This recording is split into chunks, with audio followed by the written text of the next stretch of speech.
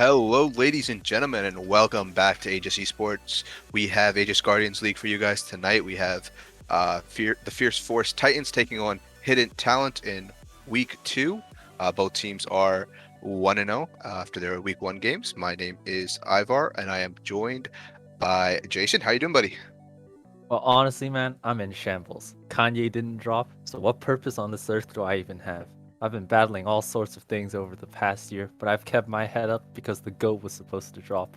Honestly, just don't even talk to me for a while, man. I have tears dripping on my keyboard saying this. I know you've been waiting a long time for that coffee pasta. I'm glad you got it out. But yeah, how you doing? You I'm ready? doing great. Yeah, wonderful morning. Actually, it's not a wonderful morning. There's rain, but I'm ready for some wonderful AGL action. Yeah. We had week 1 last week. We saw some 2-0s, saw some 2-1s. We saw uh, the Force Titans go 2-0 against their opposition last week, and Hidden Talents won 2-1 against their opposition. So, like we mentioned, both these teams are um, undefeated, and one of them will move on to 2-0. One of them will be 1-1. So I'm excited to see how this draft pans out for Game 1. I think we're just waiting for the uh, the teams to get sorted here, but uh, I have some great ideas for draft of what priority picks are going to be coming out. I think the side of the Force Titans, um, they have their starting mid laner back, so I think they're going to be in better shape than they were last week, and they were able to get that 2-0 last week. So I'm interested to see how that dynamic potentially changes. Yeah, I'm really excited for this kind of matchup as well because we kind of get to see, just the standings really haven't set in yet, and so a lot of it is actually going to be starting this week. We're going to see teams be able to separate themselves, and we'll kind of be able to see, where the standings will kind of shift and what kind of direction teams will be going in terms of trends. We did see like a few shifts in the community rankings. I believe Fierce Force went from 10th to 8th, and Hidden Talent did go from 7th to 5th. So both teams definitely on the upward trend. And yeah, we're going to be ready for, kind of seeing how these standings shift. Yeah, um, I think for the most part, um, these teams should be pretty evenly matched. There's some notable members or mainstays that have been part of our ecosystem for some time. We have Caxi on the side of the Fierce Force, and we have Lou and Lou and blanking on Lou and Lumo on the side Ooh. of Hidden Talent. So this draft should be starting any moment. So just bear with us. The R's are coming out for draft wall. Uh, I'm expecting some jungle prio coming out. I know that Hidden Talent played Sejuani 3 times, so that should be potentially banned away, but we'll see what comes out from both the teams. I do want to mention here, action is released, but it is disabled within Aegis Esports, so we're not going to see that champion until the next patch. So uh, we won't see any of that Spider-Man swinging in action just yet, Jason. Yeah, and I mean, kind of fun fact of action is that his E ability actually has more words than the entire kit of Nasus. So, Yeah. you know, can't Uh, wait to see how much fun people have with that champion. yeah. Definitely Draft is. coming out, started out. Yeah. The Thresh is going to be taken away from Hidden Talent, one of Lou's notable picks. I don't want to call him a Thresh main, but he's really well respected for that Thresh, so it's taken away. Zin's out taken away from Caxi. We see the Aphelios also being taken away. Uh, Pretty standard thus far from what I was expecting. Yeah, and personally, Aphelios man, kind of interesting as well because typically if you want to pick a champion like Aphelios, you have to pair it up with a safe support. Usually Thresh is the go-to option. So the fact that they're choosing to ban both of them kind of really shows they're really respecting the bot lane pairing, or they're just or they just still don't want to see Aphelios, and that's definitely a issue of like confidence into how they can target that bot lane pick maybe. Hmm. So that's interesting to see. To see Diana come out as well, so definitely targeting the jungle from the side of Hidden Talent. Yeah, they're targeting Caxi here. He played Zinzao last week. Diana was banned away from him twice as well. So definitely did some research. That Gwen ban is targeted towards Thunder McBuster, the mid laner of uh, of Hidden Talent. He did play that last week to a really impressive scoreline of 16-3. So good scouting coming out from both teams, and obviously that last ban Ziggs super strong right now in the meta. Yeah, definitely. Now, Gwen did just receive a nerf this patch. I believe her level 1 attack speed did drastically, just fell off a cliff from 40% to 20%. So a lot of that, strength that Gwen had, especially in the early game where she was able to cheese out so many kills, definitely shredded by a lot. But Yeah. still, like, I believe if you play around a bit with how you choose to level abilities, I think like 3 points Q into Emax, Gwen is still that same champion in the late game. So definitely good ban regardless. To see Tristana come out for the Fierce Force and Senna being covered by Hidden Talent. Yeah. They played it twice last week. One time was the support, one time was the ADC. They did some farming strats or some traditional. I guess you can call fasting traditional now. I don't know which is more popular, but they have a lot of versatility with that champion in the bot lane. So nice locking coming out, and then we see the Volibear hover, and expect that to be locked in. Yeah. Yeah, and Volibear is a cool flex because can go top league, can go jungle as well, but definitely like champion that if he gets ahead or has a bit of like strength to him, he really can like one shot an ADC or really like deal damage onto a backline. hmm Volibear has that dive potential. I don't know where it's going to go just yet.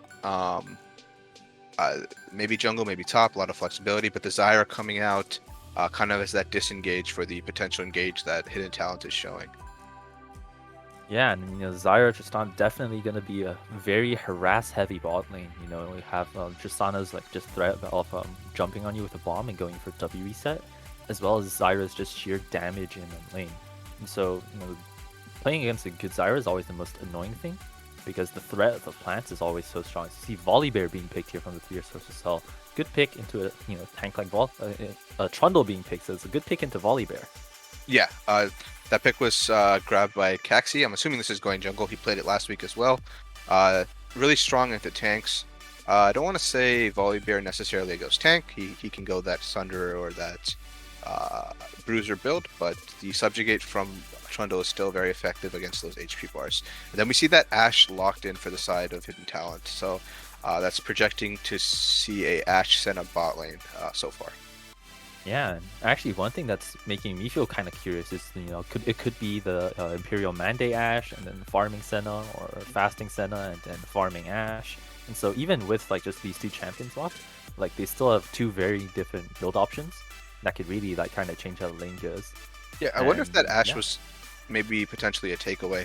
The Tristana can still go mid for the Fierce Force, and that Ashe Zyra bot lane has been a tried and true bot lane in the meta for the last year, 2 years to be safe and provide that disengage and CC.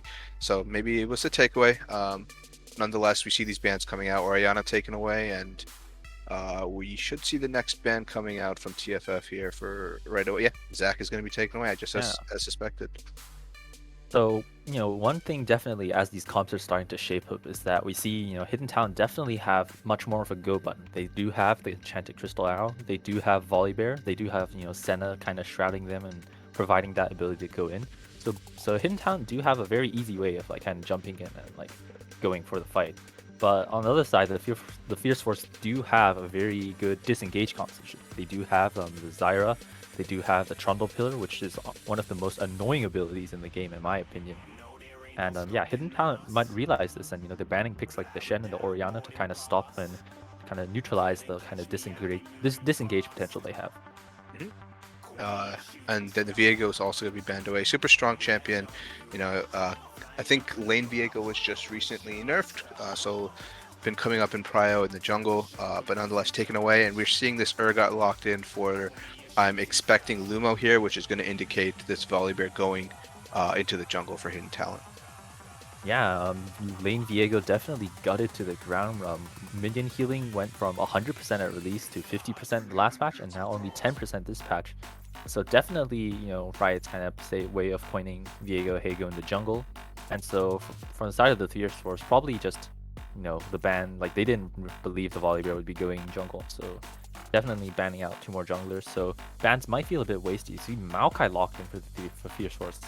Yeah, Maokai top lane. I'm expecting something we don't see too often, but the Fierce Force did play it last week. Their top laner did play it to great success. So provides that disengage to the potential engage of the side of hidden talents. You know, those grasping roots, super strong engage and disengage ability. The Victor Hover is coming out, and it is going to be locked in for the side of the Fierce Force. Yeah, Victor, a really good pick here. So, Fierce Force comp shaping up. You have Trundle in the jungle, and a lot of this, I like the draft and the ability for disengage and like, ability to kite out the enemy. But I do worry that there's quite a lot of magic damage. Trundle's ult, which is his main source of damage in late game, is magic damage based. And so even that, like a lot of these, could incentivize, your Merc Treads and things like that to kind of make the Fierce Force's job at playing out team fights a bit harder. Hidden talent lock in Vigar. Yeah, Vigar going to lock in R5 there for the mid lane. I'm expecting. Uh, I like it actually. Now that I look at the composition of the Fierce Force, uh, a lot of their members want to walk towards you, and with this Vigar, with the Ash Follies, the Senna Shroud, they provide a lot of zoning in these team fights that could potentially break out for Dragon. So it's a strong pick. We need to see if their mid laner is able to pilot it. That's the most important thing. Um, uh, yeah, I mean, Yeah, I like it. absolutely. And definitely both a lot of scaling for both teams here as well. You want Tristana to get some auto attack range before she can really start to walk up. You want Vigar and Senna to be able to get their stacks, and so both sides do have kind of mixed elements of both wanting to fight as well as wanting to scale. So a lot of the focus will probably be in the early game is how the jungle is fast, how Taxi is gonna do against cross counters, and kind of see this kind of jungle matchup in action, because I think a lot of the lanes are going to be quite static, and so definitely going to be down to jungle gap this game, I think. Yeah. We are waiting for a client draft to start here, so just bear with us. Let me see what's going on. Okay, so it looks like we're actually not going to have in-client draft. It looks like there might be some back-end issues, which is fine. We could talk about this draft a little bit before we send it to a break. Let's talk about this top lane matchup. I do see on my end, I don't see on my end, excuse me, but I'm just assuming here that it's Volibear versus this Maokai. It's not Yep. Volibear, excuse me. Urgot Urgot versus versus Maokai. Maokai. I think this should be favored towards the Urgot. Yeah, I mean, I think Maokai as a champion is very, very kind of slick. He's able to kind of heal himself, buy a lot of time to peel and that type of thing. Urgot, while he is a range champion, is very limited just by his low range and technically lack of mobility once E is down as well. Mhm. And so in this matchup, a lot of it's going to be on, if Maokai can maintain his health pool at a healthy level, take good trades on Urgot when Urgot's E is down, and then setting the wave up, and freezing into position so that he can farm safely without Urgot overcommitting, and setting up Trundle for a really easy gank. Because all Trundle has to do is press E when Urgot presses E, and it's actually doomed for Urgot, because if his W is up, he's even slower, and if his E gets cancelled, he's basically stuck in place for a really long time. It's basically guaranteed to blow a flash. Yeah, I think the gank setup, like you mentioned, is very crucial. I think even in bot lane, Zyra can do the exact same thing to the Ashe Senna, and on the contrary, Ashe Senna provides those slows, the roots, the stun at level 6 from Ashe. So there's a lot of gank setup in these side lanes for both sides. I think the mid lane should be somewhat of a farm fest. I know Vigar scales and wants to scale, so he'll just be looking to grab that CS, keep himself safe with that cage. But a lot of it's going to be broken down by the pathing of these junglers, and if they're able to get any of these successful ganks off for their side lanes. Yeah, Do you have any? absolutely. Yeah, I was going to say if you had any other thoughts before we send it to a break. Yeah, I guess the last thing really is just, I'm not the most sure in terms of clear speeds, but I think one thing that will actually be really important is how much of a leash each team gives their junglers, Mhm. because definitely, like these couple of seconds affect the clear times and, warding times as well. And so maybe that won't be a factor, and maybe that will, but I'll be interested to see that as well. But yeah, that's it for me. Yeah, with that being said, we are going to cut it to a quick break while we wait out spectator delay. Client draft is just winding down, so we'll be back here for game 1 of the Fierce Force Titans taking on Hidden Talent in Aegis Guardians League Week 2.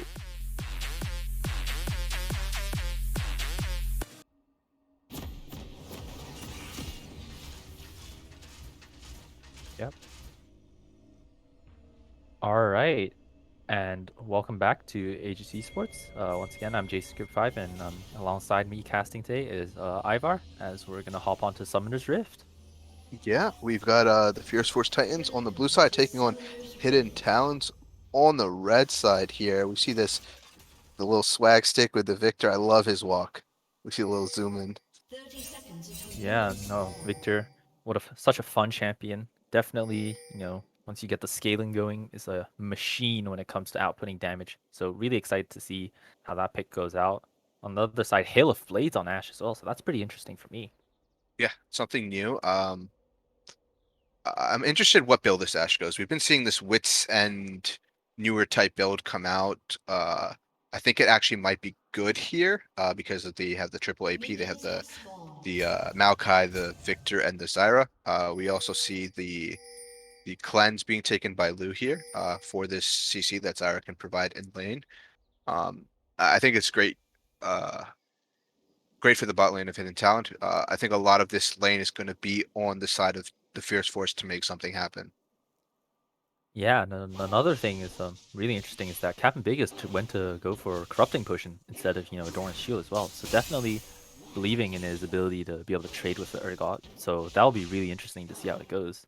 You Mhm. see, the Urgot's actually going to cut off the Maokai here, so not the most optimal stars. You see going down here, forced to use a corrupting pot charge already. Lumo trading down autos with him, gets to press the attack proc off, and definitely positive trade for the Urgot. Yeah, Urgot's able to get that positive trade there. We see the junglers also starting, both starting bot side, getting that leash from their bot lanes. Pretty standard. They're probably gonna they are gonna clear towards this top side where there's a lot of that gank setup that we talked about from the Maokai and the uh, the Urgot. So we'll see if any explosive fights come out, but so far everything's been pretty standard. I see a little bit of a CS lead growing in the mid lane.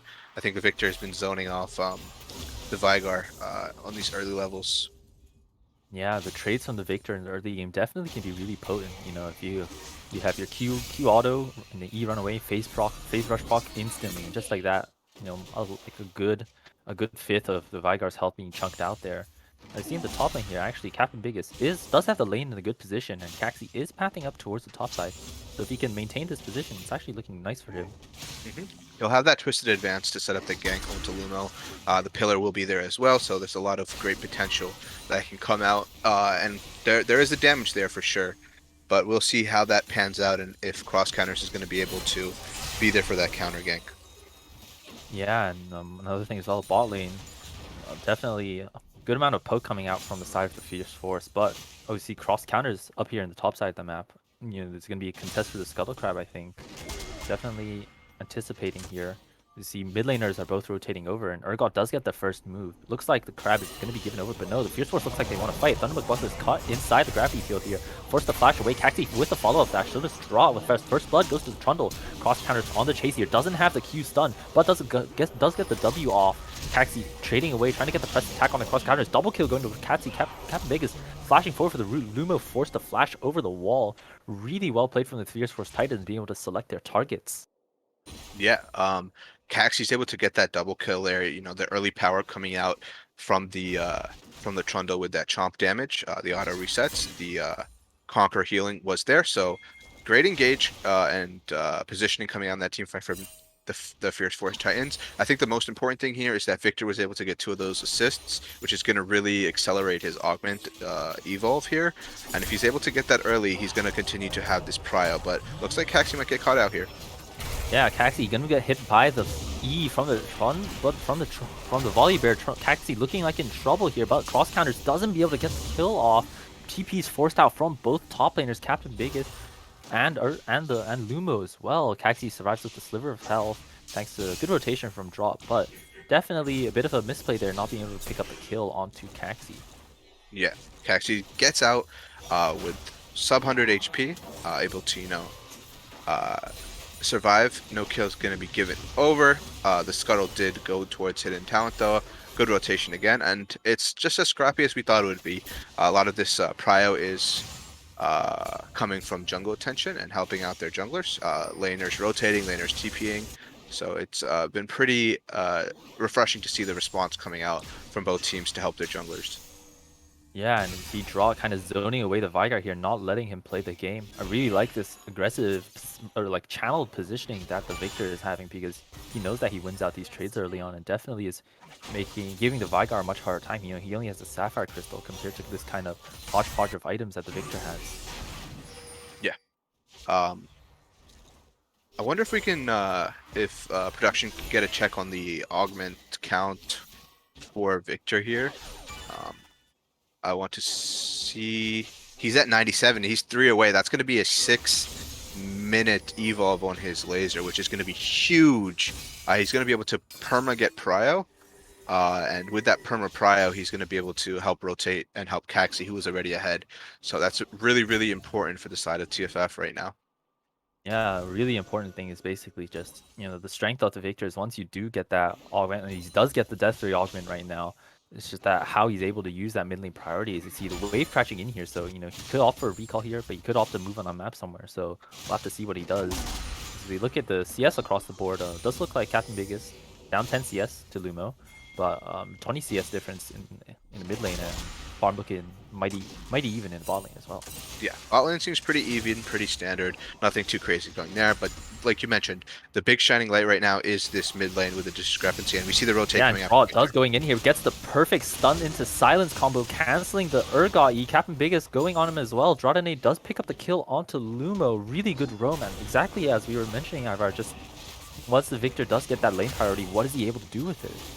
Yeah, he gets that lane prio, gets the shove off in the mid lane. He's able to, walk up towards the top lane, and it's not always about getting a successful gank. It's just shove your lane and move, because you don't know when an opportunity like that will come out. He's able to rotate towards the top side there, and he sees Luma pathing down to get that vision, and because he's there, he's rewarded with that kill.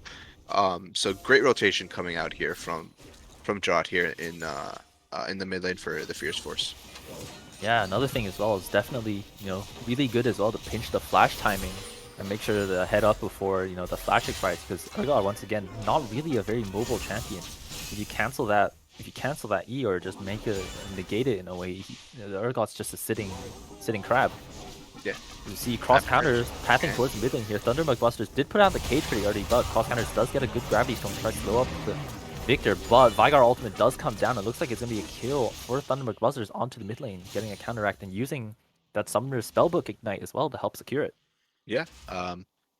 And with that prio, like we're talking about, that Victor gets, he needs to make sure he has the vision to defend himself. If he doesn't, he'll be overextended like we just saw, and he'll get punished for it. So he needs to make sure he gets these wards out and gets the help of his jungler to get vision on the river, on both sides. Otherwise, him pushing, like he just did there, can be punished. And it's great presence of mind from the jungler of hidden talents to realize that and get that kill for his mid laner.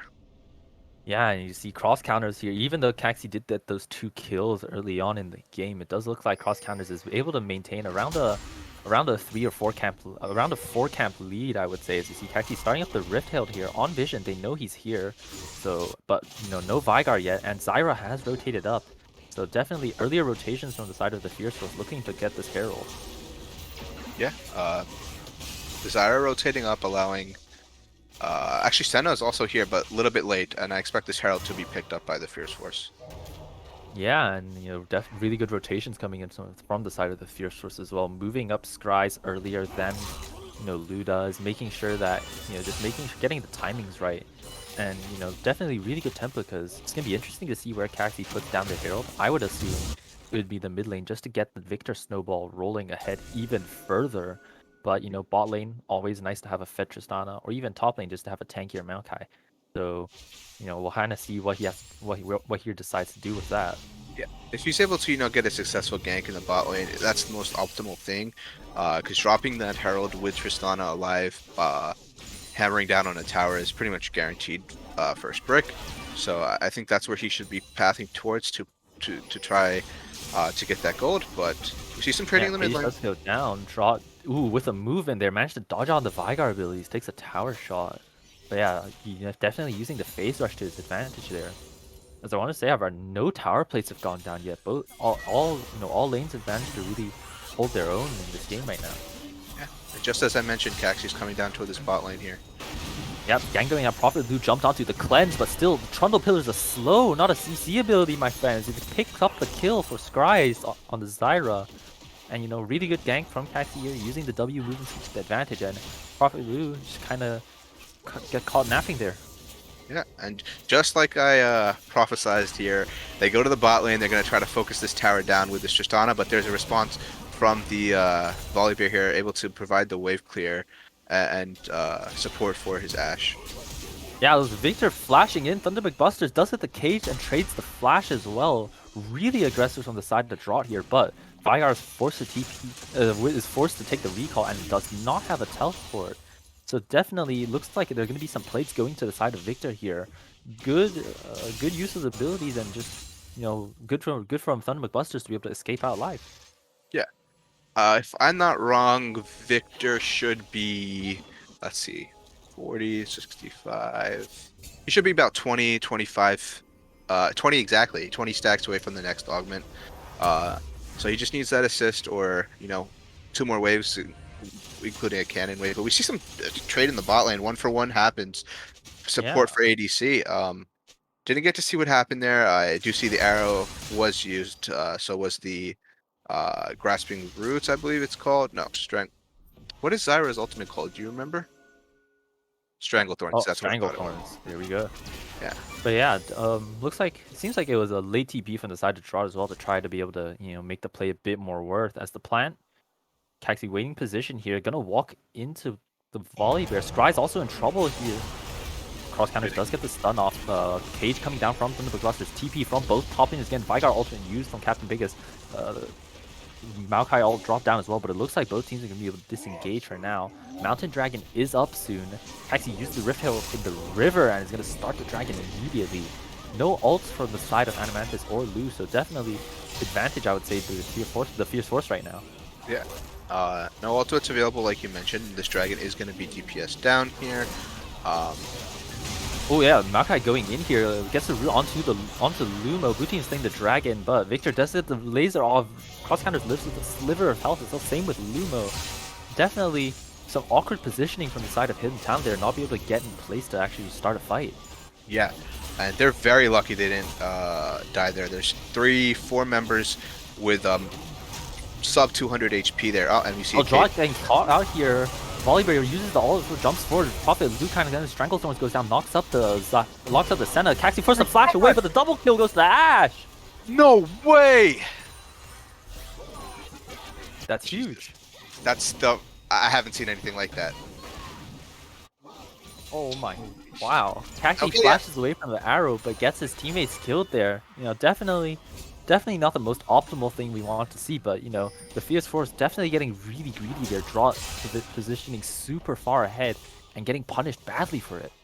Yeah, so they go for that dive, and the response is there from the side of Hidden Talent. And like you mentioned, on the way out, it's the first instinct there to not tank that arrow, and Cacti decides to sidestep it like any person would.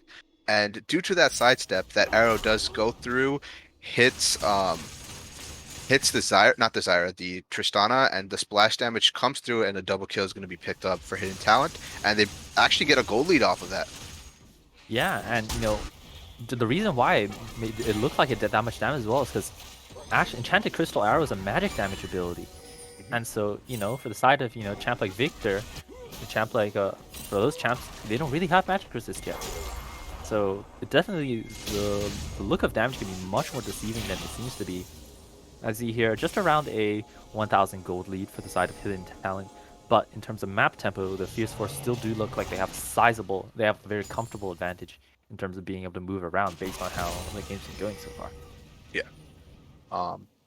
We see that Ashe now 3-0. It's not that Witsend build up that I was talking about. It's going to be looking like a Kraken or Shield Bow coming out. Maybe even a Gale Force. It's one of those 3 mythics because the Noon Quiver is there. at the same time, some of these other item completions coming out. We see Sunderer completed for the Volibear, which I really like, not optimizing to build tank because those resistances would be shred from Caxi here. Um, Hmm. we see the Kraken Kraken completed Slayer. for Yep. Tristana, yeah. Pretty standard. Nothing too crazy coming out here.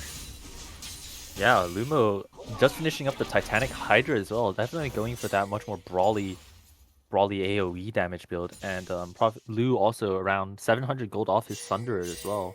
And so definitely has the gold lead ahead over slightly the head Zyra ahead on Zyra as well.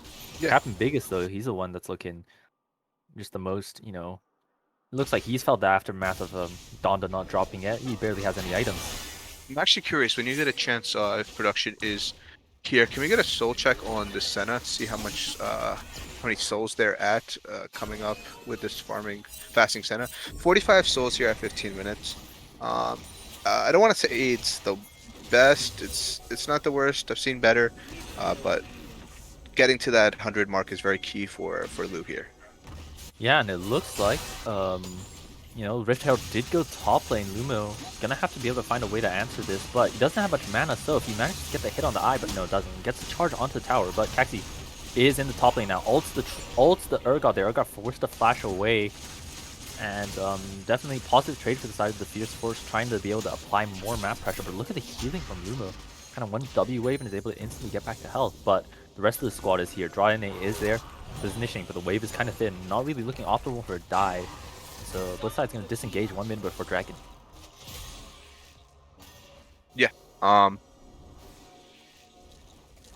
Interesting. I think the Herald play in the top lane could have been held. You're not getting plates from that Herald. I think holding the Herald for this Dragon spawn is very important. Um, dropping that Herald for pressure and then rotating your entire team towards Dragon forces the enemy team to make a choice, right? But instead, that Herald just was dropped top lane just for some tower damage. Yeah, but it does look like Draught was able to get the mid tower first. So, Lumo, even though he is able to counteract with this top lane tower, this really opens up the lane. And as an immobile top laner, it's really hard for Lumo to push any further to that tier 2 as well. Yeah. But like you mentioned, Dragon spawning here in 6 seconds. It is a Ocean Soul. We see the TP coming out from Draught here, from the Victor. Yeah, Caxi going straight into it, down a level onto cross counters though, and the rest of the team's there. Caxi might be in trouble, doesn't have the flash yet, really chunked out there, walks into the Vigor cage as well, gets ulted and killed immediately. Strangleforce comes down, cross counters is knocked up, Captain Biggest does drop the Maokai ult. It looks like Caxi kind of overstepping there and, not realizing his team couldn't rotate on time, is forced to kind of take the brunt of damage, but Victor does get rooted up. Ashall goes down, Draught gets burst immediately. Urgot does go wide. Captain Big is forced to flash away. Prophet Blue flashing forward gets the powered auto. Cross counters also gets the stun. CC locked forever. Thunderbolt Buster's on the killing spree now. And this is what we talked about in draft here, the agency for the draft of hidden talent. They're able to pull the trigger whenever they want. They have all these CC abilities, these engage tools that TFF does not have. They saw somebody out of position. Caxi was out of position. They're able to fully engage onto Caxi, DPS him down, use that burst ability, the primordial burst from Vigor to pick up that kill. Once Caxi goes down, that dragon is there, and we then see, the rest of the team of TFF funnel in towards that dragon pit, and then the Ash Arrow comes out, more CC abilities come out, and they're able to pick up 2 more kills. Yeah, no, that whole play scene just rather disoriented. Your jungler who is probably one of your stronger members at the time just got immediately caught out, and then everyone else positioning super far ahead is really greedy of them, and so definitely it looks like there should be some shot calling adjustments in how they approach the map play from the Fierce Force if they want to be able to not have this gold lead overextend to oblivion, because the Victor is 1-4 now, even though we were saying his laning was really strong early game against Thunderbolt Busters. He's kind of getting punished for a lot of his aggressiveness. Yeah, and I think they need to respect the potential, the engage potential that hidden talent has. If they don't, they'll continue to be punished, and like you mentioned, this gold lead will continue to grow. Yeah, absolutely. You see the Vigor, Thunderbolt Busters, you're actually looking so deadly onto this Vigor, kind of been quietly scaling, taking a lot of the pressure that he got in that mid lane, but is now like, same gold as Victor. As you see, top lane 1,500 gold, jungle 600 gold, bot lane as well 500 gold, and support 600 gold as well. So quite an even spread of gold leads, but you know, definitely one that favors in town. Yeah, it's a nice even spread, like you mentioned. In terms of that gold lead, a lot of the laners and support and for the side of Hidden Talent have their own individual gold leads, which together come up to that 3K gold lead that we see here for Hidden Talent. 3K at 20 minutes is not the worst. It's still pretty substantial. That means they'll be able to, get these second items quicker. Uh, but with that being said, one team fight or one Baron power play can really change the tide of this game. It's still not out of reach for TFF. Yeah, absolutely. And I think another reason why TFF are, still relatively close in some of their important laners is you look at the farm deficit, you look at the farm advantages that they've had. Like, Victor managed to get most of the plates as well as first tower. Tristan is like a considerable amount of, is what, 30 CS up on the Ashe here. And so even though there's a huge kill discrepancy between the two AD carries, the gold is still the gold is still, in favor of the Ashes. Thunderbolt Cluster's getting trade on again. Primordial Burst used by the Vygar. Draw trades up with the Chaos Storm as well. I actually Looks like think both sides are just gonna back off. I think the Primordial Burst is still available. Actually, it looked like it was just a tower Oh, that was shot. the W. That Yeah, was that a was a W as W, well, yeah. W and a tower shot. So Victor needs to be I careful. think the The flash flash. forward Oh, coming oh in. my! Primordial Burst immediately evaporates him. Yeah, and not respecting the damage and the potential CC that Hidden Talent has there, and he gets punished for it yet again. And this Victor that was, significantly ahead at that 5 minute mark, 6 minute mark, where he already had that E augment evolve, is now 1-5, and uh, his opposition, this Vygar, who scales amazingly into the late game, is 4-1.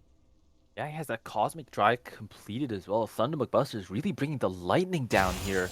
You know, really able to kind of accelerate the ability for him to scale as his Vygar. And if I'm the side of the Fierce Force here, I'm kind of worried because it's really difficult to itemize not only against a Fed Ash, but also a Fed Vygar. Yeah. Um, and the CC, I keep touching on it. The engage and the CC potential that comes out from Hidden Talent. If they're ahead, all they'd have to do is land the CC because the damage is going to follow because they have the items. So Yeah. this game, as it goes on, it gets scarier and scarier for the side of TFF. And I don't even think they need to fight for this dragon, Hidden Talents. They can really just opt for Lumo to just take this tower here.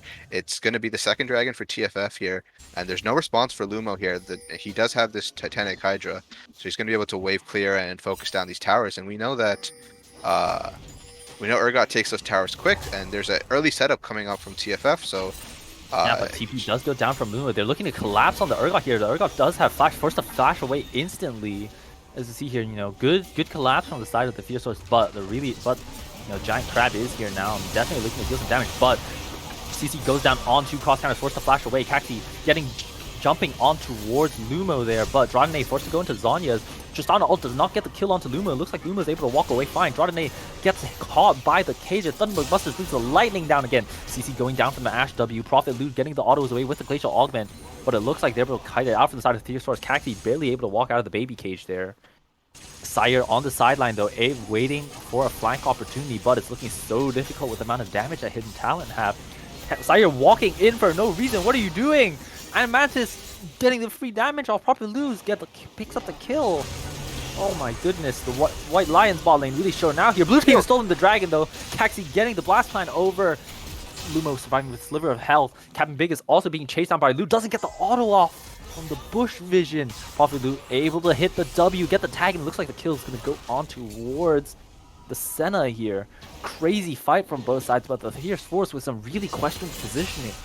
Yeah, the Fierce Force, they had the advantage there on that potential pick onto Lumo, and they're unable to get any of those kills. The Volibear and the Urgot able to, get out from that engage. And while that's going on, we see the Ashe, the Senna, and the Vygar untouched, able to step forward and continue to DPS down the members of TFF, and they were able to pick up some kills. Unfortunately, the dragon gets stolen. That's good on Caxi to, have the presence of mind that he still had that chance to steal that dragon. He does, get that that Ocean Dragon, preventing the soul point coming out from Hidden Talents and drawing his team another 5 minutes not necessarily having to worry about giving up Ocean Soul here. Yeah, and I think there were a lot of misplays that fight. You know, the Tristana ult, you know, not being able to get the not be able to execute the Urgot there. Definitely one of those. Another thing was just, you know, his walking up after, you know, the play was mostly over, just kind of walked right into the Ashe there, and then also forced to blow the flash as well. And again, you know, we didn't really see Victor's Chaos Stone go to full effect. The Maokai ult really hasn't had a presence this game as well, and so there needs to be some more coordination from the side of the Fierce Force if they want to be able to, you know, make these fights work out, especially since Senna has or about to hit 80 souls right now. Yeah, Senna's at that 79 mark. Once she's able to get to 100 souls, it's going to get very scary because that range increases, that crit increases, the damage increases, and with this Thunderer build going into this Cleaver, she's going to be able to do a significant amount of damage as well as continuously slow the opposition here of TFF with that Glacial Augment Keystone. Yeah, and one thing that's actually, you know, surprisingly just really annoying about Hidden Talents comp is all 5 of their champions have a form of hard CC. And so they really can't afford to, you know, try catch it anyways. They bait out the blue trinket, and it looks like they might be pretending to start the Baron here. You know, Caxi is gonna walk into them. All 5 of them are clumped up in the Baron pit. They're kind of, you know, trying to stay hidden here, but Draudene might get caught out here. Everyone's sprinting towards this Victor. Chanted Crystal Hour goes down. An entire load of CC goes out. Stranglethorn does get the 5-man knock up. Draudene forced to flash away, but Scryze is in trouble. Blast Man's right back into the team. Thunderbolt Buster flashes in with a Primordial Burst. Gets the Zhonya's off, but Maokai ult does hold them all in place, and looks like it's a 2 for nothing. Good picks from the side of Hidden Talent there. Yeah, they're able to get those picks, like we mentioned, and this Baron should be theirs, barring another potential steal. This is really hard for Kaxi to get into. There's so much CC, like we mentioned. Yeah, Caxi's just getting gunned down here, permanently slowed. No option for the Trundle. The Troll is down. Animantis is on a rampage now. It looks like it's going to be a free Baron for the side of Hidden Talent. Yeah, Baron's going to be picked up, and their goal lead is going to explode wide open here. It's going to be 7k gold lead here coming out at 27 minutes. And 7k, when you're the team with the scaling comp, is exactly where you want to be. You're going to be outscaling your opposition here, and you already have the lead, so it's their game to lose at this point. Yeah, and you know, every lane, barring, you know, 80 carries, up around a 1,000 or more gold. And so even though, you know, Saire's managing to keep it relatively even with Animantis, like, it's not going to matter as much when the rest of your team is just that far behind.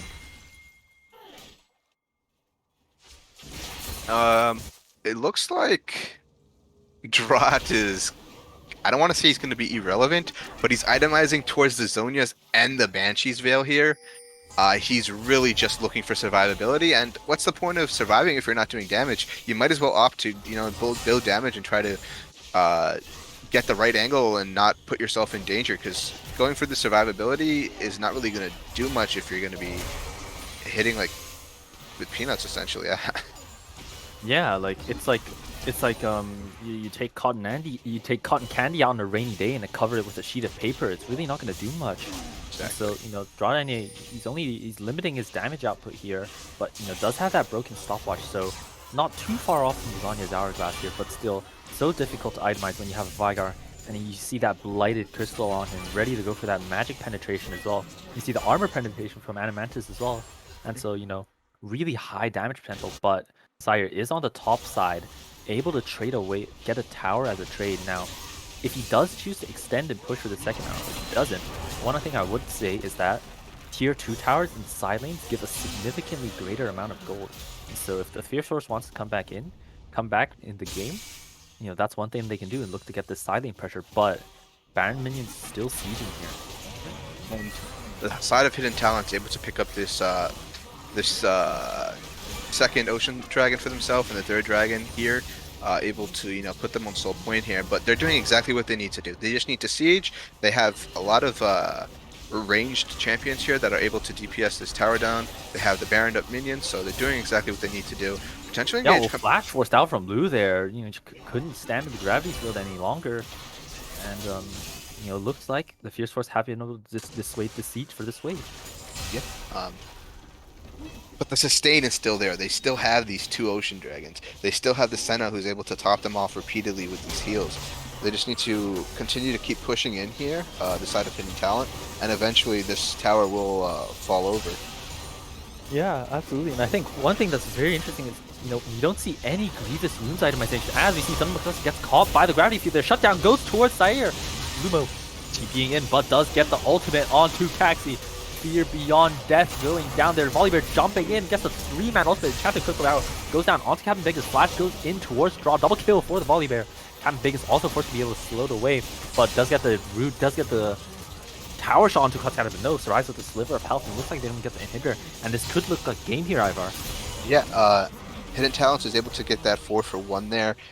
With the Vigor getting caught out and going down there, it gave TFF the false sense of security to step forward, but to no avail. They get that 3-man stun into that ultimate from Volibear. They're going to be able to pick up game 1 here and take the 1-0 lead over the Fierce Force. Yeah, absolutely. I think a lot of this was just down to the fact that, maybe not completely the draft, but the execution of how the draft went. And I think that was the most important part, and it's why Hidden Talent were able to pull off the win here. Yeah, Hidden Talent's able to pick up that game 1. Great resilience to, absorb the pressure that Victor had in the early game, and they're able to take the series lead 1-0 here. With that being said, we're going to cut it to a quick break while we set up the next lobby. So just bear with us, folks, and we'll be back for game 2 of this best of 3 series. All right. And welcome back to week 2 of the Aegis Guardians League. Once again, I'm Jason Crypt without the 5 this time. And, alongside me is Ivor. And, Ivor, what are some main takeaways after game 1? I said this last week. I'm going to say it again here. I think that teams need to make sure they're drafting agency in their draft. Having that ability to start a fight, especially at this elo, is very important. And as we saw there, the side of Hidden Talents was able to have that have those champions, and they're able to, survive that early game due to those kits. But we're straight into draft here. We see Hidden Talent on the blue side and the Fierce Force on the red side here, and bans are coming out, Jason. Yeah, and looking so far, just the Xin Zhao ban, definitely quite the standard thing. What I really do want to see in terms of pick ban adjustments for the Fierce Force is pick something that's really easy to go in with. Like, pick something that's just, when you think of it, it's like, oh, it's so annoying how you can just press a button and then they can start a fight like that. Because that's really what the Fierce Force were lacking. Like that early game jungle skirmish where Kaxi got 2 kills, that was good because there wasn't a proper setup and it wasn't a proper team fight. But now, now that you kind of step in towards the late game, even though you had advantages in certain lanes, once it got to the team fights, Hidden Talent just kind of rolled their way through because they could just start the fight instantly. Yeah, I agree. We see the Tristana taken away, adaptation coming out from Hidden Talent here. They don't want to see TFF pick that up here. But so far, the other bans have been pretty standard, and Senna being taken away from the ball lane of Hidden Talents. Diana Hover and Diana Lock-in coming out. Yeah, great response from Hidden Talent here. Kind of forcing them to have to pick and choose between certain picks, and Diana's the one that the Fierce Force have chosen to kind of let slip through the cracks. And Diana, just such a strong champion, really able to kind of instantly turn the fight with Moonfall, with those dashes, and with the damage she provides. So really interesting to see Hidden Talent go for this kind of direction. Definitely putting cross counters on the carry seat, especially since he did play very well last game, and Diana is one of his more played champions in his accounts. Yeah, I do like the Diana pick. We saw a lot of AoE, like multi-man ultimates coming out from the jungler on Volibear, and if he's able to pull off the same stuff here on this Diana, it's going to be pretty impactful. But response coming out, the Galio Sivir being locked in for the side of the Fierce Force. Yeah, I mean, Sivir, definitely one of those right now. Definitely one of, like, not the first champion you do think of when you think of an AD carry pick right now. Especially after certain nerfs to, like, certain items and that along the like. Sivir definitely falling down the priority list a bit. I do believe the current build would still be, or the last build I saw is you go lethal tempo, but still build towards lethality, and Sivir being picked with the Jinx being responded from Hidden Talent here. So they're willing to go the scaling distance against Sivir, who is notoriously famous for that kind of 6-item machine gun monster. But you know what? Jinx is also that. Yeah, I think the the thing I like from the Sivir pick is her ultimate, the On the Hunt ultimate, is something that I think TFF were lacking last game, right? Having that person to be able to press that R ability, saying like we're going in, we're fighting, jump on this person is going to be very important. And having the Galio to back up that engage is strong. But on the contrary, we see Hidden Talent. They're going for this full go-in comp. The Leona, Diana, the Sun, and the Moon being locked in. They're going to be able to start team fights and go for those wombo combos. And the response from TFF is this Nocturne lock-in. Yeah, so this is a really interesting stage of draft because the first the first thought is when I see the Leona is that Jinx really wants a safe AD carry because she can be so vulnerable in that early game. And so by picking Leona here, Hidden Talent really have faith in their ability to be able to play out the lane and stay relatively safe because we don't know if the Galio is mid or support right now. I would assume it's mid because its its support rates are not that optimal. But definitely good adaptation from the Fierce Force as well.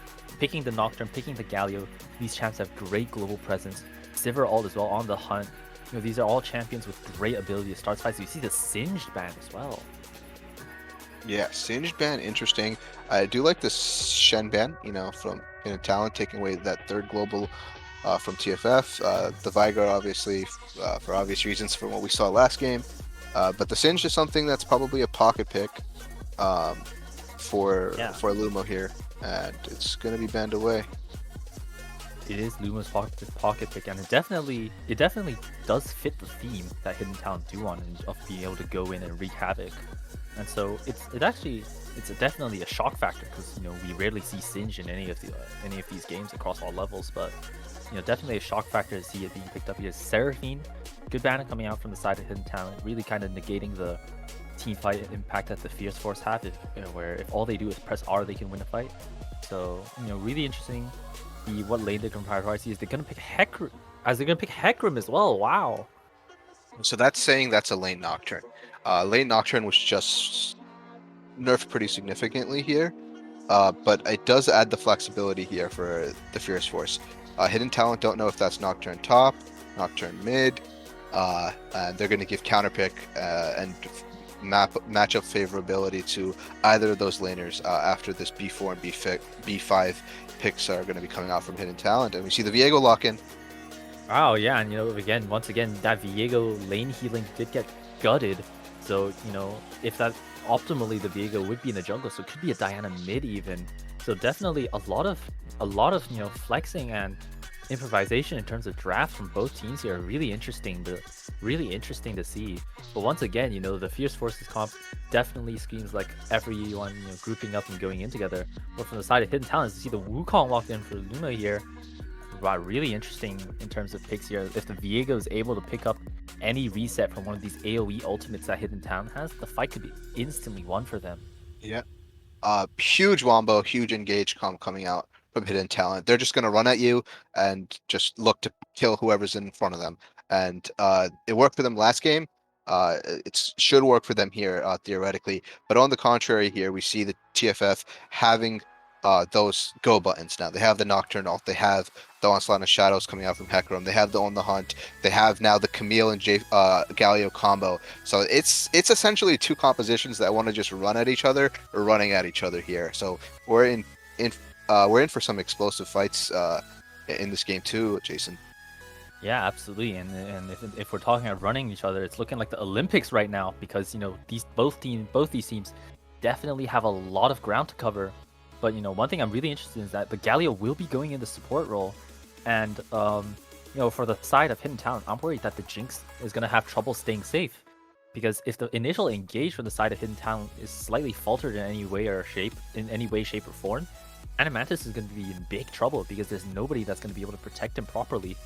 And when you have a champion like the Camille, when you have champs, like Sivir that can really pounce on you quickly if you're caught out, positioning is going to be a really important thing for Hidden Talent here.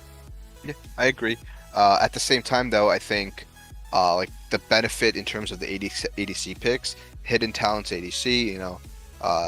This Jinx is able to provide help for these long range engages that the side of his solo laners can go for with that super mega death rocket. On the contrary, the Sivir can start those fights, use that on the hunt to give that movement speed buff to importantly to the Hecarim, right? Hecarim's E scales with movement speed, so if he has that ghost, Mm, if he has the on the hunt movement speed, he has I don't know, I don't think he's gonna go uh Turbo Chem Tank. That's not the build anymore. But any I movement believe it speed that is he's able to, Thunderer. it's Sunder now. Yeah, any movement Yeah, speed that he's able to stack is going to be very key.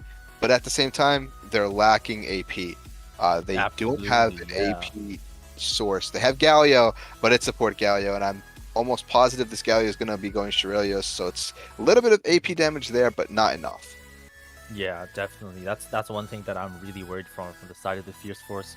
If hidden talent first item literally built Frozen Heart, I wouldn't even be mad here because there's just so little magic damage threat from the side of the Fierce Force that if they negate the armor potential, and especially with Wukong, which is actually a really great pick because the passive from Wukong really like scales up with armor and an armor among those sorts.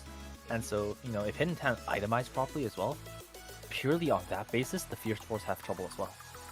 Yeah. Um, but it's looking like it's this lane Viego. So both these two champions, the Viego and the Nocturne, who just got hit with lane nerfs, are going to be played in the mid lane. So going to be interested to see how they match up against each other. Yeah, I believe Nocturne did receive less impact from the nerf because a good amount of it also I think was also from the Stride Breaker change, which is still good on Nocturne now. So that's gonna be it's gonna be very interesting to see how this matchup goes. Draught did get the better of Thunderbolt Busters in the early laning phase, but like you said, the good resilience from Hidden Talent's mid laner to be able to survive a lot of laning phase and come out carrying the game near the end is gonna be a really interesting matchup. Yeah. We do see some interesting summoners being picked up.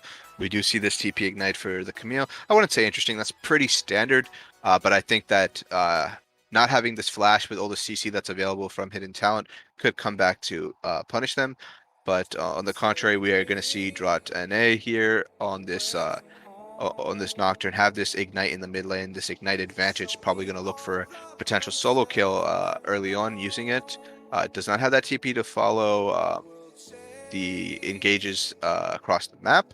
It will have that paranoia, and I think Viego is forced to take this TP to follow the paranoia that can come out. So thus far, I would say it's pretty standard. Only thing I see here is this exhaust being uh, it's I don't know if it's locked in yet. There's still 18 seconds, but this exhaust for the Jinx, it's not standard, but it's really, really, really smart for the double assassins that the Fierce Force have. Yeah, absolutely. I think it's really good, really smart rune choice here. And another thing is if you're Jinx, you don't really need to worry about healing any of your teammates because they have their own mechanisms to get health back. Wukong has that passive and regeneration. Diana, she's gonna be like Conqueror, she'll be able to heal back. Diego has that passive reset, and Leona's literally unkillable. She doesn't need to worry about health, so that's fine. Oh, but we do see I managed to switch back to the heal here. Never mind. So that's quite interesting. Yeah. Yeah, the CP Ignite Camille as well. I think definitely, a lot of it is going to be on if Captain Vegas is, able to actually play it out. Because if Wukong manages to, play the lane properly, even without Ignite, Lumo can be able to solo kill Camille. With that being said, we've touched on this draft here. We are going to cut it to a quick break while we wait out the remainder of spectator delay. So just bear with us. We'll be back here for Game 2 of the Fierce Force Titans taking on Hidden Talent in Aegis Guardians League Week 2.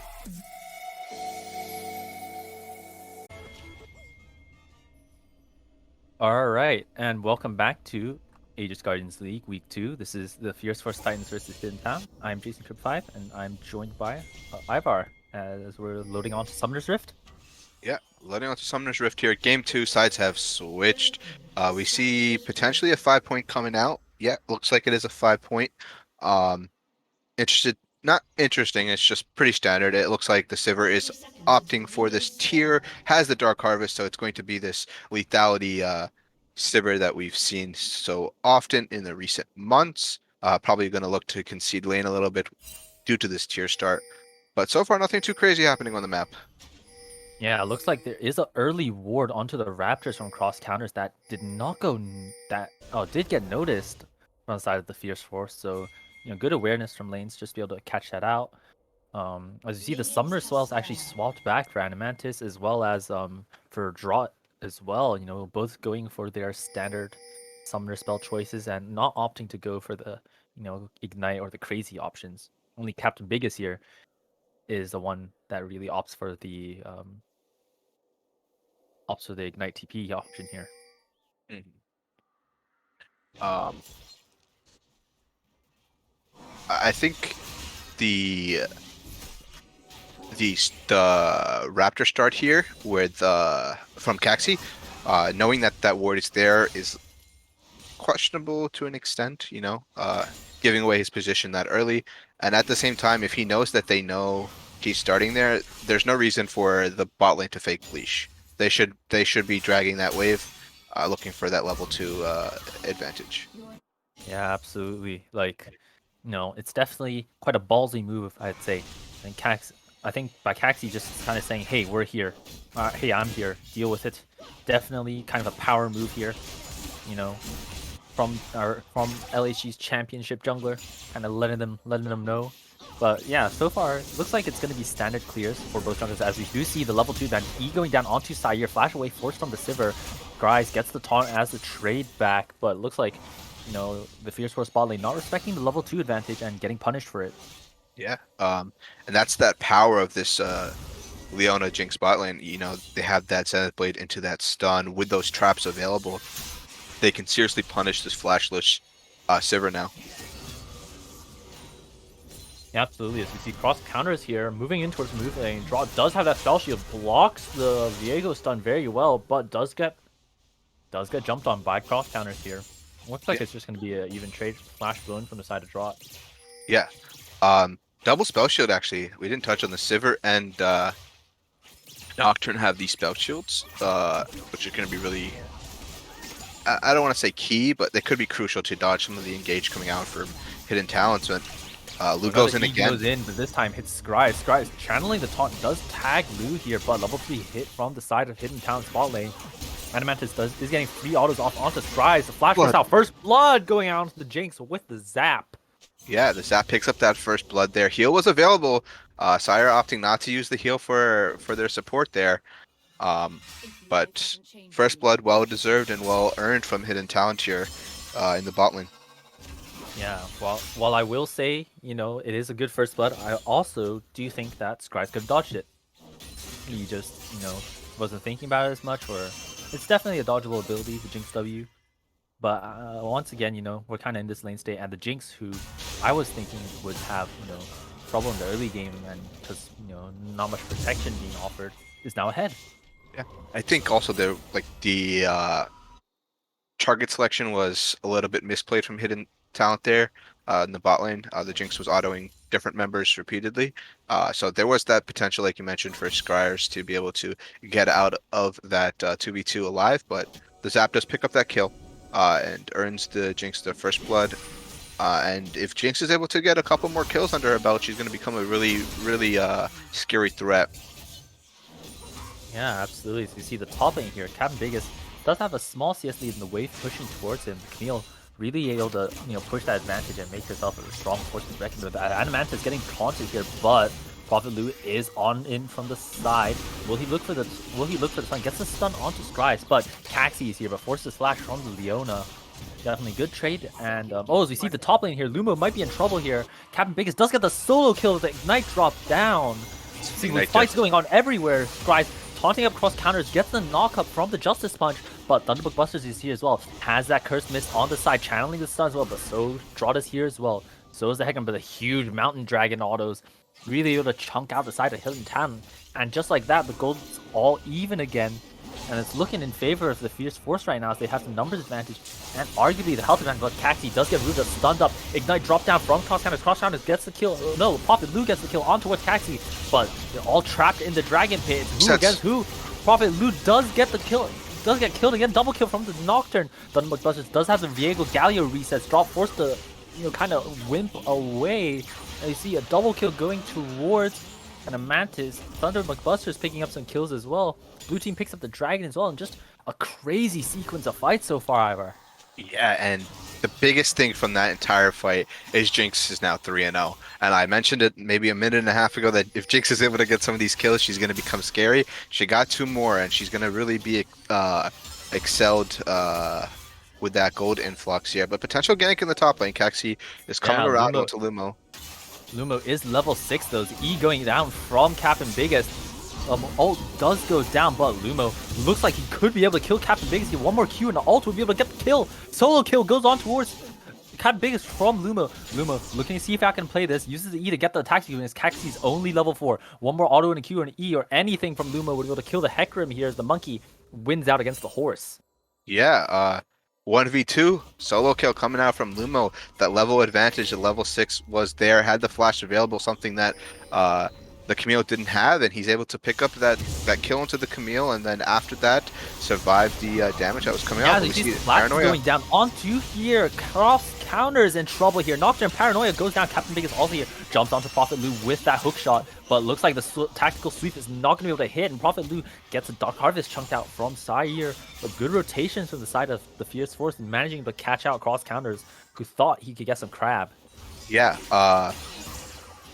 a lot of investment to pick up 1 kill there. They do get the kill onto Prophet Lu, so good from TFF there, but nice response coming out from Hidden Talents to get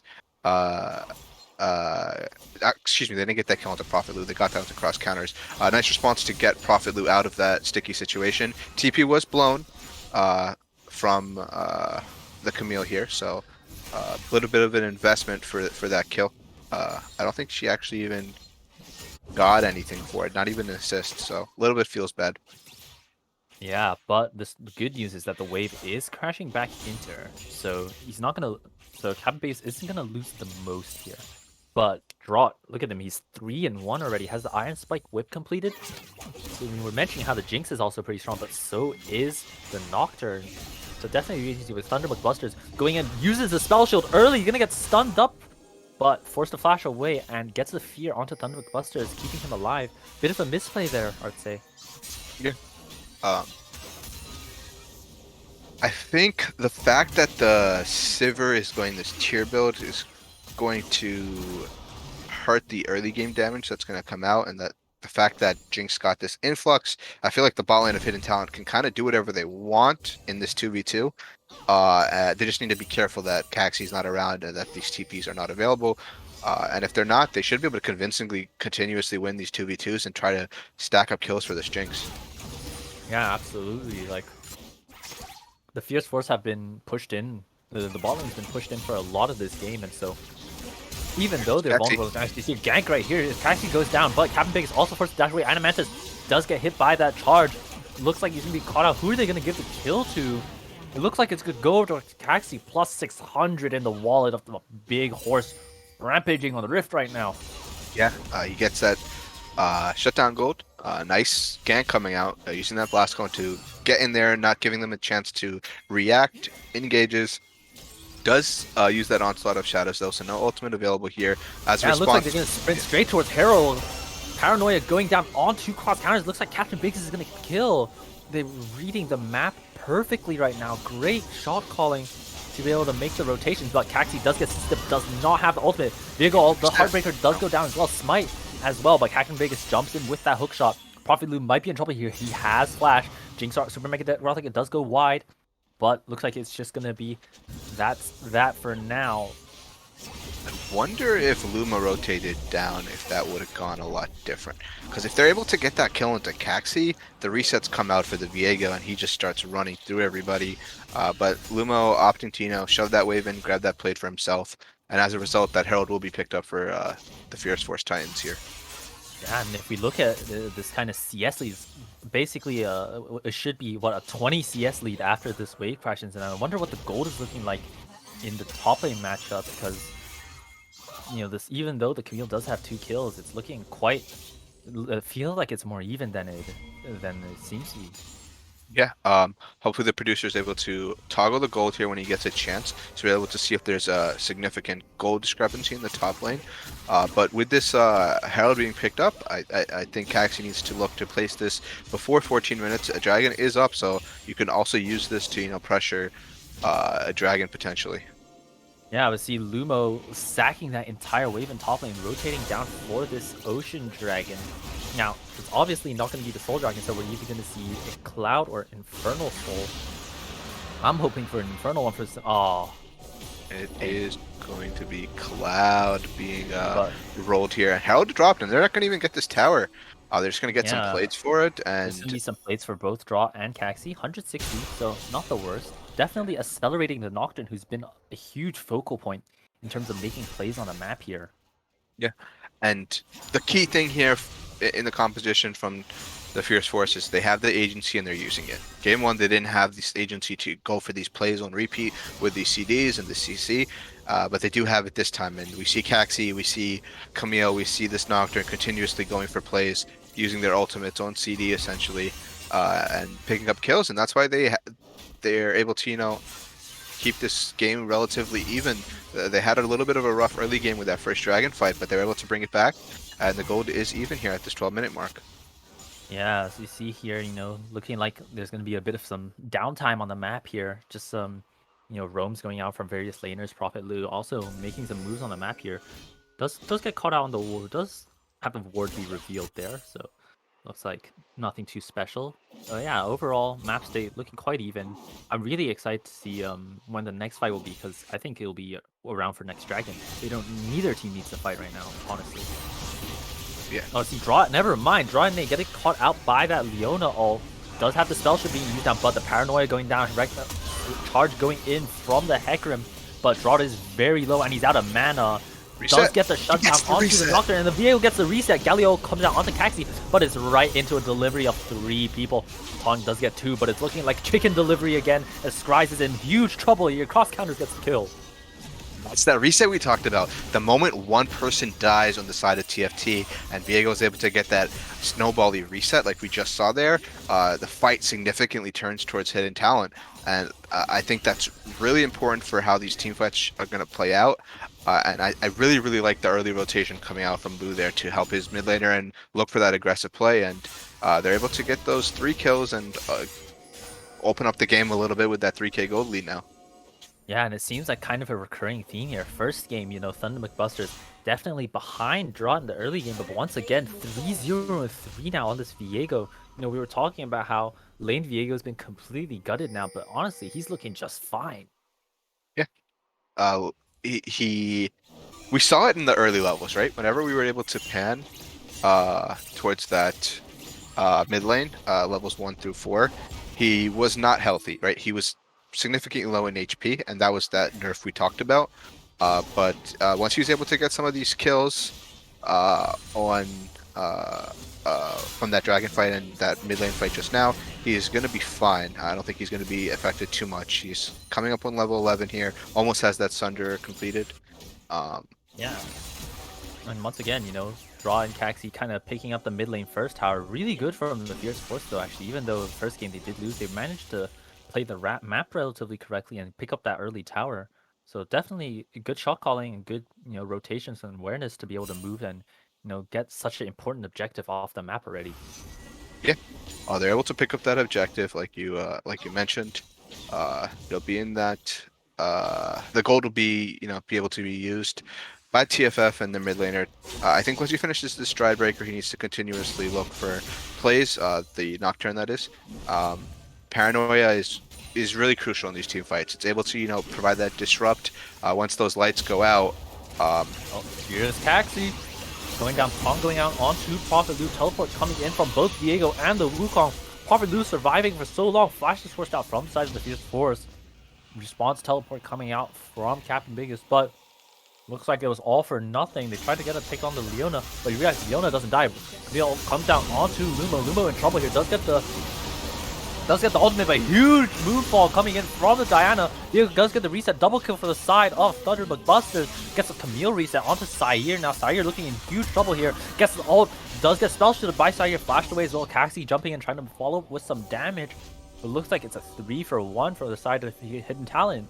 Yeah, 3-for-1 and 2 more kills going over to Viego. He's now 5-0-4, and he's going to be snowballing here as we get to this mid game. He's able to pick up some more of those kills as he gets some of these closer towards his second item completion. He's going to become unkillable, and that was the Fierce Force Titans getting a pick there. They got that pick onto Prophet Lu, but you know, the aftershock was available, the tankiness was available from Prophet Lu. He was able to survive through that initial burst, and as a result, they get punished. And beautiful moonfall, like you mentioned, coming out from cross counters here. Yeah, absolutely. Like, I think another issue and worry I have about the Fierce Forces comp is right now, if they're not ahead, they're actually quite lacking in damage. No one's able to consistently provide DPS because Nocturne jumps in, but he's more like a dive bot. You see here, rotations going on onto the Rift Hill. Lumo might be in trouble here, kind of wandering into no man's land. They didn't know Monkey was on the menu here. Lumo looking like he's going to be able to get picked off here. Kill going towards Captain Biggest. 3-2-1 now on this Camille now. Camille is down almost around 50 CS, so that's a very significant deficit, but a few more extra kills, and once the Camille gets scaling, also a chance for the Fierce Force to come back. Yeah, they're going to pick up this Herald, the second Herald of the game for them. Able to get some of that gold back. Maybe look to crack another tower with this. But the side of Hidden Talent, our own Soul Point, I think the Fierce Force are grateful that this is not Infernal Soul, because Infernal Soul would have pretty much been game, in my opinion. With this composition and the lead that the side of Hidden Talent already has, adding on that infernal damage would have been a serious threat. But this Cloud Soul just helps with the ultimate and movement speed. Nothing too crazy. They can work around it, you know? Yeah, I still think Cloud Soul is actually really scary here for the side of the Fierce Force, because you know, if any of them press their ult and like get to sprint at you, you kind of don't want that either. So really interesting to kind of see the dynamic of how that works. Well, they're going to potentially look for a dive here. So oh wow, they're gonna catch Raw and the recall permanently CC'd up. Does get the flash away. Can he get the fear? No, not in time. Thunder McDuster does get the reset onto the Nocturne and is able to live. Great pick from Prophet Lu, just being on the side, waiting with that Leona, catching him off guard while he was window shopping. Yeah, and yeah, like you said, window shopping. He's window shopping there. Lu is rotating again. I think he's been roaming more than he's been bot lane, making this game a lot easier for his mid laner. Yeah, absolutely. Lu's been really on point with just, you know, his play so far. Definitely really good in terms of his map rotations, gameplay, and surviving for so long. Only has 1 death considering, you know, the amount of times he's been in fights this game. Yeah. Dragon spawning here in 2.5 minutes. Herald still available for the top laner. They're gonna look for an engage onto Lumo. Ult goes down onto Lumo, but Captain Big is hitting the wrong one. Is Lumo gonna get Lumo does get the ult off, but the unstoppable charge coming in from Caxi is able to pick up the kill onto the Wukong. 1, 4, and 3, but you know, does have a significant advantage just purely from laning and how the teamfights went out. Herald looks like it's going to go down in the top lane, and they're going to try to pick up some side lane gold right now. Yeah, they're going to pick up some of this gold. It's going to be a nice influx. I mean, and this game is not over just yet, right? Just because Hidden Talent has this lead doesn't mean that the Fierce Force doesn't have the composition to deal with it. They have the agency to start these fights, and a lot of these fights can be turned by mispositioning. And the later this game goes, the more deadly this Camille is going to get. And we know what a late game Camille can do. Yeah, absolutely. As we're starting to see a lot of our champions starting to hit their first Titan spikes, I think it's just Scry's on the Gallia who hasn't completed that locket yet. So I think, you know, this kind of this 21-minute Cloud Soul fight will be very interesting to see. You know, definitely Hidden Talent really on point here with being able to pick up these dragons on rotation. Really clean macro play from them. Yeah, great presence of mind, and able to, you know, get the priority they need for this upcoming objective. Yeah, so you know, we'll just have to see how lanes are being pushed out. I think Captain Big is probably gonna go to catch top. He does have the teleport available soon, so he can use that lane advantage. But so does Thunder Buster. He has that teleport ready to go as well. Caxi does pick up the blue buff. Is level 11 on this Hecarim, so does have that level 2 ultimate. Yeah. I'm trying to think about what TFF need to do for this dragon. It's not the end of the world if you give it up. It is the end of the world if you give up 5 kills. So they need to be very careful when they're on how they're approaching Yeah, this fight. You know. absolutely. Like there needs to be a lot of go buttons pressed at the same time. Nocturne needs to ult, and then Galio needs to ult on top of Nocturne. Hecarim needs to ult in as well. There really needs to be this kind of super wombo combo for a team fight, which we haven't really seen yet in these team fights. Like we've seen skirmishes where like a few of them have managed to coordinate well, but nothing where like, you know, we've seen all 5 members of the Fierce Force like they are ready and grouped up for objective. But Captain Biggest has rotated in as going in straight away. Gets the ultimate onto the Diana. Cross counters might be trouble here. Galio going down. Gets the knockup onto Prophet Blue. Paranoia going down onto the Jinx. Draw on the backline there, but cross counters does get killed by the Galio. But Lumo is in the backline. That Wukong ult wreaking havoc right now. Prophet Blue does get the kill off the Captain Biggest, but Thunderbolt Busters does get the Diego reset. Thunderbolt Busters is godlike now, but Jinx gets the kill. Animantis gets another kill. 4 kills and 4 resets for the Diego. Huge for the side of Hidden Talent. 707 for the mid laner, Thunderbolt Busters. Yeah, and the MVP of that fight is that stopwatch that Diana had in her inventory. She's able to get that moonfall off, able to provide the stasis, and buy the time for a team to get in position. She bought the time for Lumo to get that flank, and he was able to get that 3-man Cyclone off. That knockup provided the space and the damage for Jinx to DPS. Yeah, Kaki tries to steal, and he gets caught out. He goes down. Wow. Yeah. So really clean play from the side of Hidden Talent so far. You know, being not just individually, but in map rotations as well. You know, cross counters, like you said, great stopwatch there. But on the same point, if you had like Lumo as well, really good job in, you know, positioning in the side and waiting for that optimal flank opportunity, making sure that Sire and Draw, you know, they don't get to do the damage onto the people that Caxi or Captain Biggest are ulting onto. Yeah. I mentioned it before that fight. Like, you could give the dragon, but if you're giving the kills and the dragon, then it becomes a little worrisome. And that's exactly what happened. 5 kills go over and the dragon. And now this is coming up on a 6k goal lead on a composition that, if you're ahead, it's really, really hard to play into. We do see Jinx going this defensive build because of the dive potential from TFF, so it's going to be even better. But we see the paranoia used. Paranoia going down onto the Leona, though. Really interesting target selection from the side of this with Caxi. Blast planted over into Narnia, but Captain Vegas is on the side. Moonfall coming in, gets 2 men down. Scries does get the taunt out. Prophet Lu still surviving for so long. Caxi looks like he's gonna get picked up from Lumo. Shutdown goes on towards the Leona, but Lumo coming in here with the Wukong ult. Thunderbolt Buster does get the reset. Lumo chasing away on the Wukong. Look at the Cloud Soul. Look at how much damage he's doing. Gets the second ult proc off. Is he gonna have the Q auto? Gets the Q double kill for the monkey.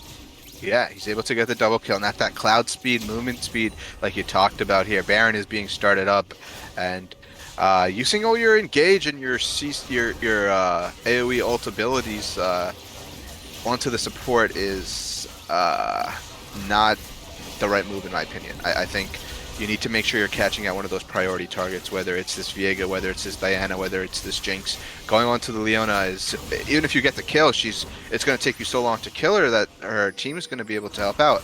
And looks like Caxi will get caught out going for that steal. Tried to go for the steal, but it gets shut down. Unstoppable now. Animantis is on this Jinx, and you know, for their troubles, they get the tier 1 top tower for free, and just even more gold being snowballed in. We have an almost 10k gold lead right now, 24 minutes.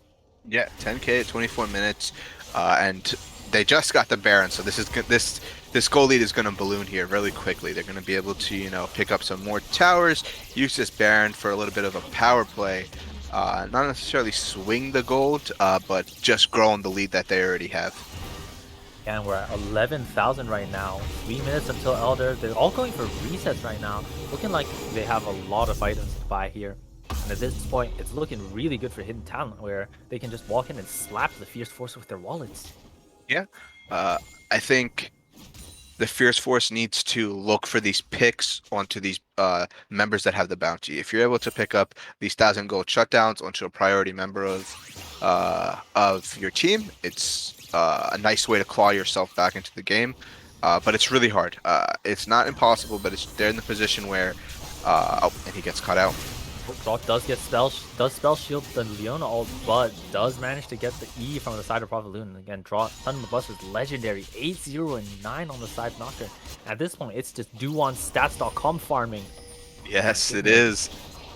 They're looking to pick up some kills, look for more towers, more CS, maybe even look to go for a bigger Baron power play here. And Luma almost Actually, caught is out. jumping in from the side. Prophet Loon doesn't have ult. Taunted Luma, but with those Wukong passive resistances, he's so strong. Sire does pop the ultimate, trying to maximize the kiting distance, but it's a 4 versus 5 right now with Baron against them. It's not looking good for the side of the Fierce Force. Yeah. They're gonna look for this mid tower here, but at the same time, bot inhib tower does go down, and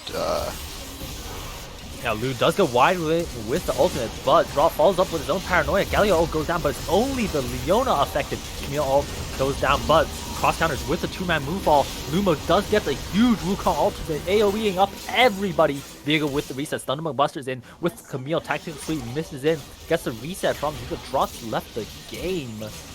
once the game is done with it is at the point though where this game is going to end.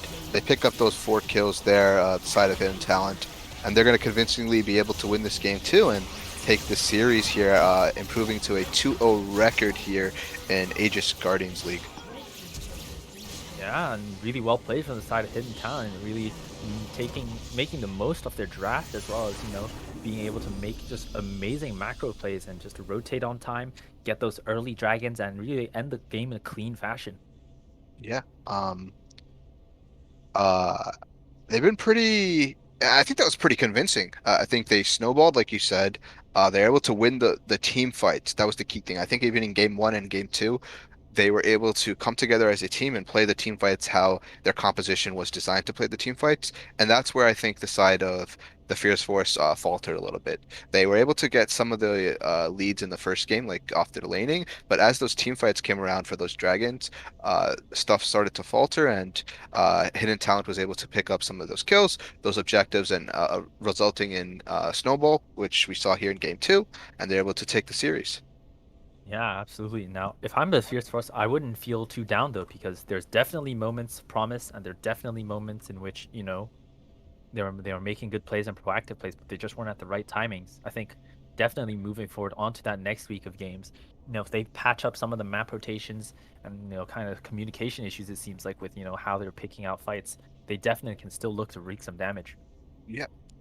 With that being said, thank you everybody for joining us here tonight for week 2 of Aegis Guardians League. We are going to cut it to another stream. I believe DCG is still going on. Correct me if I'm wrong. I'm not too sure. We're gonna send a host somewhere. But thank you all for joining us. My name is Ivar. Thank you, Jason, for joining me on the play-by-play. Thank you, Quanta, the man in our headsets, the man behind the graphics, the production, the genius behind the curtain. Appreciate everything you both do, and we will be back Monday with week 2 of our Agents Vanguard League. So make sure to tune into that. Thank you all, and enjoy the rest of your weekend.